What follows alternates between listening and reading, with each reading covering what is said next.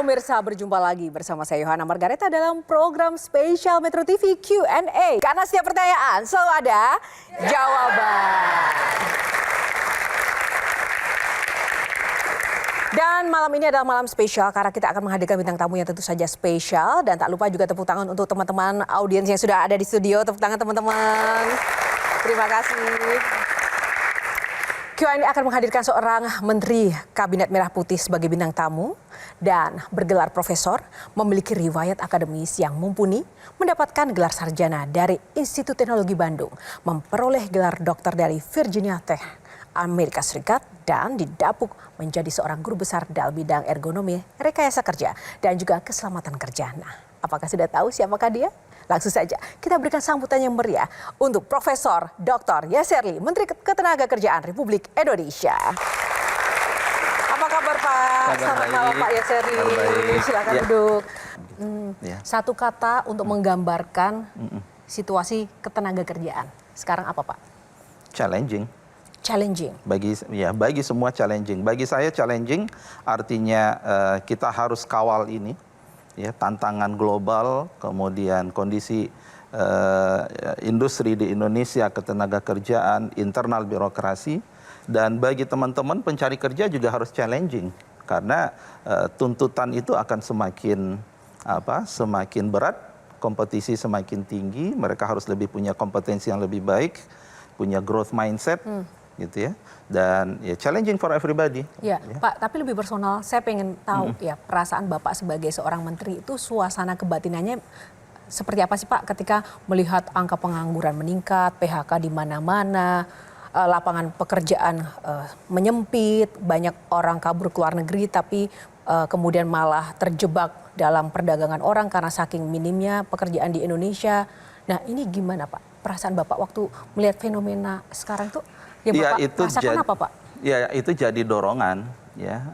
Tidak semuanya benar juga Mbak Johanna ya. Mungkin nanti kita bisa elaborasi bersama. Nah disinilah juga saya melihat kita harus memberikan informasi yang lebih utuh kepada masyarakat bahwa pemerintah itu melakukan sesuatu. Dan kita juga harus menyadarkan masyarakat bahwa mereka juga harus mempersiapkan diri lebih baik.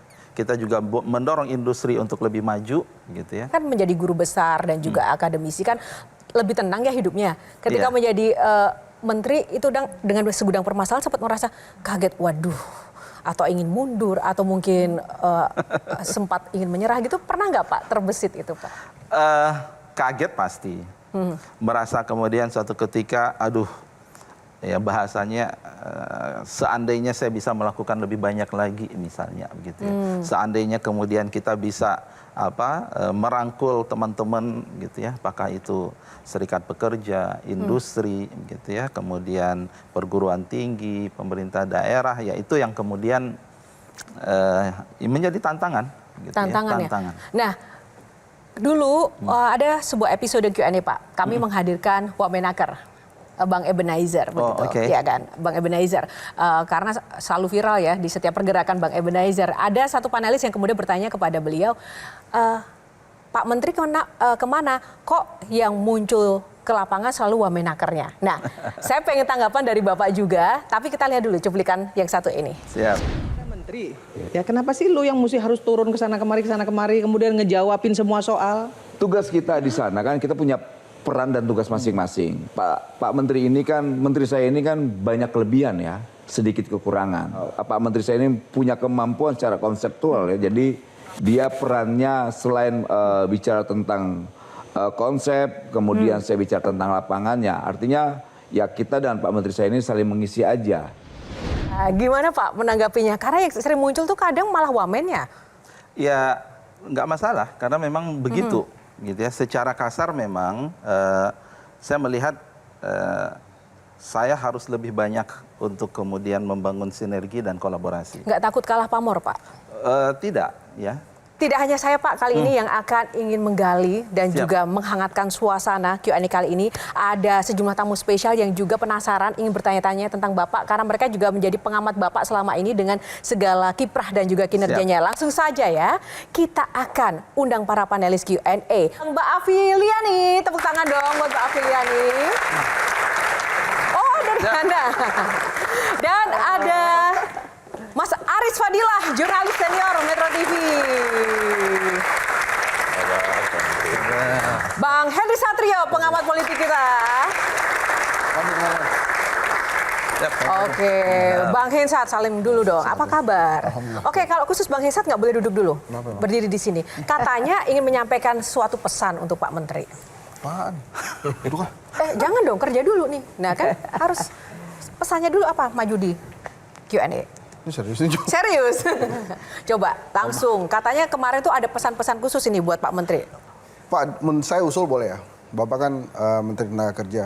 Dalam lamaran pekerjaan, Pak, atau dalam syarat-syarat menerima pekerjaan, menurut saya harus ada dua, Pak, yang dihapus, Pak. Yang pertama adalah mampu bekerja dalam tekanan, Pak. Karena menurut saya itu double-double, Pak. Kita hidup sudah dalam tekanan, kerja juga harus dalam tekanan. Jadi menurut saya itu berlebihan lah, Pak, syaratnya, Pak. Senyum dong, tepuk tangan. Ya. Makasih ya. Harus begitu ya, Pak ya? Bapak ini memotivasi sekali. Terus kemudian yang kedua, Pak, menurut saya yang penting itu juga tolong dihapus berpenampilan menarik, Pak. Karena nggak mungkin saya diterima terus kan, Pak. Setiap kali saya ngomong diterima. Saking menarik, Pak. Aduh, Pak. Kalau sekarang banyak PHK, Pak. Katanya alasannya sekarang adalah zaman menggunakan otak, menggunakan kecerdasan AI, Pak. Akhirnya banyak di PHK, Pak. Tapi menurut saya yang salah itu Kementerian Bapak. Kalau sampai kemudian yang tidak mampu menggunakan otak kecerdasannya ini harus di PHK. Nama Bapak itu Kementerian Tenaga Kerja. Harusnya Bapak ubah dong jadi Kementerian Tenaga dan Otak Kerja. Jadi yang lain juga otaknya ini dipersiapkan untuk kerja, Pak. Ya? Lumayan ya. Lumayan, Jo. Lumayan, bangga. Aku juga bangga. Nah, satu lagi nih, Pak, nyerempet-nyerempet nih. Biasanya kita tuh kalau ngelamar pekerjaan kan, Pak, di interview, Pak. Biasanya itu kalau kita di interview, Pak, langsung ke CV. Sekolahnya di mana, lulusan mana, pekerjaannya apa, kemampuannya apa, kemarin bertanggung jawab kemana. Terus ujung-ujungnya kan kemarin digaji berapa. Sehingga gaji sekarang kan pastinya bisa dikasih lebih tinggi. Kelihatannya sekarang ini agak sulit, Pak. Sampai dalam interview itu kita sampai di level pengalaman kerjanya apa. Karena begitu sampai di ijazah, Pak, ini kelihatannya agak lama nih. Mesti telepon Roy Suryo dulu, ini asli atau tidak ini ijazah. Jadi kelihatannya agak lama, Pak, interview itu, Pak. Gitu aja, Pak ya. Ini kalau stand up comedy yang asli nggak perlu salaman. Kalau saya perlu salaman. Terima kasih, tepuk tangan dong Bang Hensat. Jelajahi cara baru mendapatkan informasi. Download Metro TV Extend sekarang.